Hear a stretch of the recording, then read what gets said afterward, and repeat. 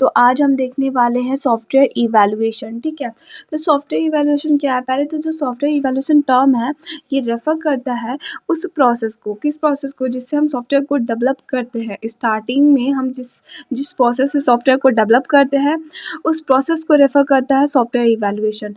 और टाइमली जो हम अपडेट करते रहते हैं उस प्रोसेस को रेफर करता है। ठीक है, वेरियस रीजंस की वजह से जो हम टाइमली अपडेट करते हैं उस प्रोसेस को रेफर करता है सॉफ्टवेयर इवैल्यूएशन। हम न्यू फीचर्स जो ऐड करते हैं सॉफ्टवेयर में, हम न्यू फीचर्स और जो हम जो ऑब्सोलेट फंक्शनैलिटीज़ होते हैं उनको रिमूव करते हैं, वो जो प्रोसेस होता है उस प्रोसेस को रेफर करता है कौन? Software evaluation. ठीक है, तो सॉफ्टवेयर इवैल्यूएशन प्रोसेस इंक्लूड करता है किसको? फंडामेंटल एक्टिविटीज़ को। कौन कौन से फंडामेंटल एक्टिविटी? जैसे कि change analysis, release planning, system implementations and releasing a system to a customers. ठीक है, तो ये हमारा सॉफ्टवेयर इवैल्यूएशन हो गया। देखिए, सिंपल वर्ड में समझिए, इवैल्यूएशन का मतलब होता है मूल्यांकन करना। ठीक है, मूल्यांकन मतलब क्या? जैसे कि अगर आपने कोई सॉफ्टवेयर बनाया तो आप ये देखेंगे कि आपके लिए वो सॉफ्टवेयर कितना बेनिफिट्स मतलब कितना प्रॉफिटेबल है, कितना लॉसफुल है, और कितने में जो है कितना खर्चा लगेगा सॉफ्टवेयर को बनाने में, कितना आपको घाटा होगा, कितना फ़ायदा होगा, सब देखेंगे। ठीक है, तो इन सब को देखने को ही हम कहते हैं सॉफ्टवेयर इवैल्यूएशन। कब कब आप उसे अपडेट करेंगे, कब कब उसमें न्यू फीचर्स की ज़रूरत पड़ेगी, तो इसे हम कहते हैं क्या? सॉफ्टवेयर इवैल्यूएशन, सिंपल भाषा में। ठीक है, the cost and impact of this change, जो हमारे चेंज का कॉस्ट होगा, ठीक है, और जो उसका इम्पैक्ट पड़ेगा किस पे? सिस्टम पे। तो हम देखते हैं कि वो कितना अफेक्टेड करता है, मतलब जो चेंज है उस सिस्टम को कितना अफेक्ट करता है। How much system is affected by the change.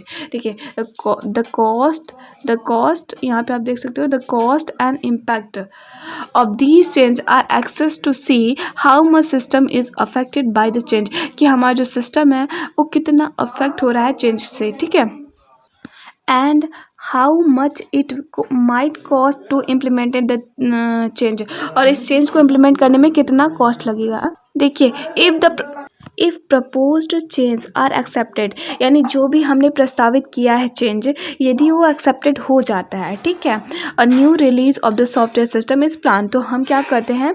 एक नया सॉफ्टवेयर सिस्टम को प्लान कर देते हैं, रिलीज करते हैं। ठीक है, एक नया सॉफ्टवेयर सिस्टम के सॉफ्टवेयर इवैल्यूएशन को कुछ इस तरीके से समझ सकते हैं। पहले क्या आएगा?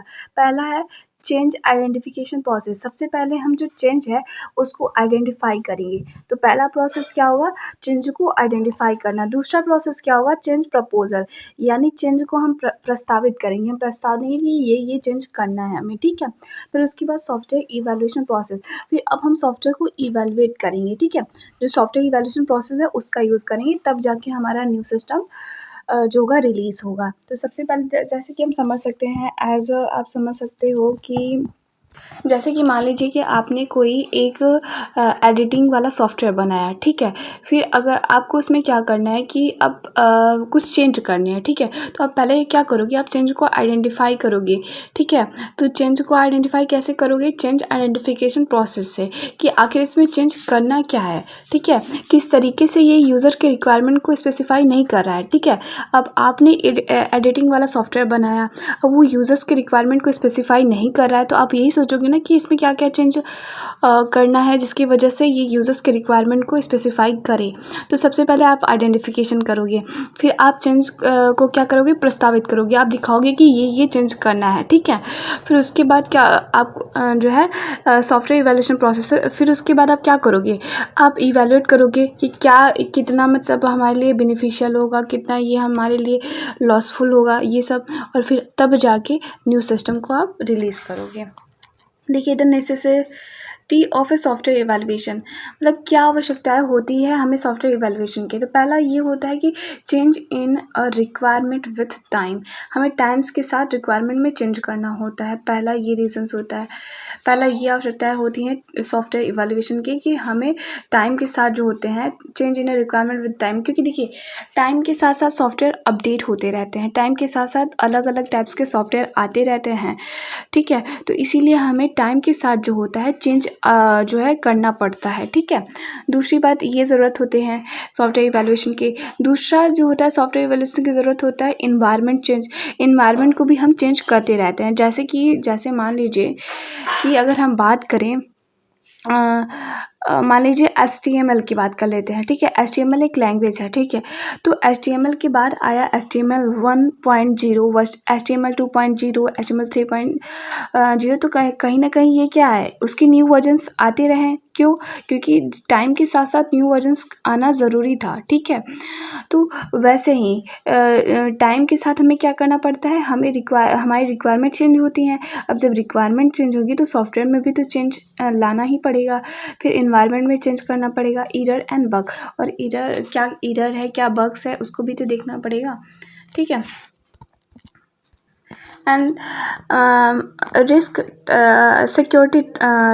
सिक्योरिटी से रिलेटेड रिस्क के लिए हमें क्या करना पड़ता है, सॉफ्टवेयर इवैल्यूएशन करना पड़ता है। For having new functionality and features, new functionality और फीचर्स के लिए हमें सॉफ्टवेयर का इवैल्यूएशन करना पड़ता है, ठीक है। Loss for use for software evaluation, कौन कौन से लॉ जो होते हैं, कौन कौन से नियम यूज़ होते हैं सॉफ्टवेयर इवैल्यूएशन के लिए। तो देखिए, पहला है लॉ ऑफ कंटिन्यू चेंजिंग, ठीक है।